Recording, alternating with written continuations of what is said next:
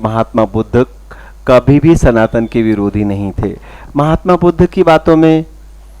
या उनके द्वारा डेवलप की गई फिलॉसफी में और सनातन यानी जो कि वैदिक फिलॉसफी है, उसमें बस इतनी चीज का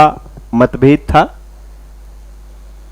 इतना ही डिफरेंशिएशन था। क्या कि जो वैदिक परंपरा है, परंपरा ये मानती है कि वेदों में जो लिखा है उस पर प्रश्न नहीं उठाया जा सकता, उस पर क्वेश्चन मार्क नहीं लगाया जा सकता है। ओके, जबकि महात्मा बुद्ध कहते हैं,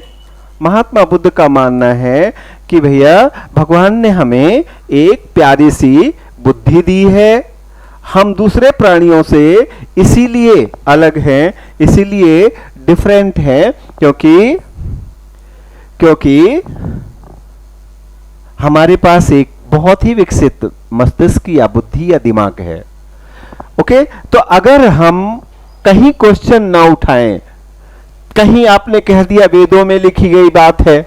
आप उस पर प्रश्न चिन्ह मत उठाओ, कहीं आपने कह दिया बाइबल में लिखी गई बात है, उस पर प्रश्न चिन्ह मत उठाओ, कहीं आपने कह दिया ये कुरान में लिखा हुआ है, आप उस पर क्वेश्चन नहीं कर सकते, कहीं आपने कह दिया ये भगवान ने कहा है, उस पर आप क्वेश्चन नहीं कर सकते, कहीं आपने कह दिया महात्मा जी ने कहा है, उस पर प्रश्न मत उठाओ। हमेशा क्या कह देते, ये तो आस्था का विषय है, इस पर क्वेश्चन नहीं उठाया जा सकता, ये तो आस्था का विषय है, इस पर प्रश्न नहीं उठाया जा सकता। तो भाई मेरा कहना नहीं है, महात्मा बुद्ध का कहना है, फिर तो आप क्वेश्चन ही नहीं उठाओगे कभी, और जब आप प्रश्न ही नहीं उठाओगे तो आपकी बुद्धि किस काम की, और बुद्धि कोई काम नहीं करेगी, तो बैठे बैठे बुद्धि खराब हो जाएगी।